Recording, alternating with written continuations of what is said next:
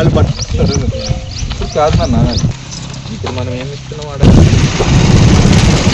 మా మాంకి 2 కిలోమీటర్ల లోపల ఏ పట్టాలు ఇచ్చినా సరే క్యాన్సిల్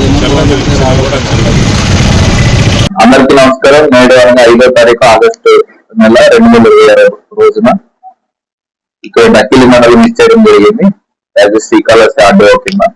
ఈ దక్కిలి మండలంలో ముఖ్యంగా ఒక 3 ఇష్యూస్ కోసం రావడం జరిగింది. ఒకటి వచ్చేసి హై స్కూల్ కోసం, రెండోది వచ్చేసి దక్కిలి వాసుల యొక్క శ్మశాన వాటిక కోసం, మూడోది వచ్చేసి పల్లుగోడు మరియు కొల్లి తోటలో 6 ఎకరాల పట్టాల కోసమని ఫీల్డ్ విజిట్ చేయడం కోసం రావడం జరిగింది.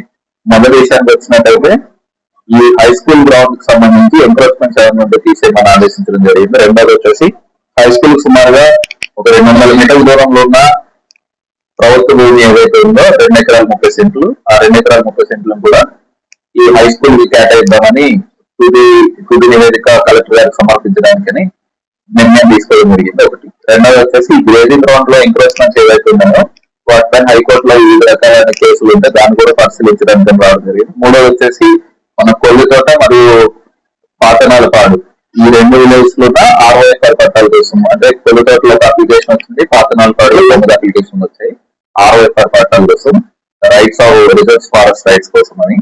సో వాళ్ళ కోసము ఒకసారి ఫీల్డ్ విజిట్ చేసుకుని దీంట్లో ఏదైతే ఉందో దాని అంతా కూడా సబ్ డివిజనల్ లెవెల్ కమిటీలో పెట్టి నివేదిక కలెక్టర్ గారికి సమర్పించి నిర్ణయం తీసుకోవడం జరిగింది.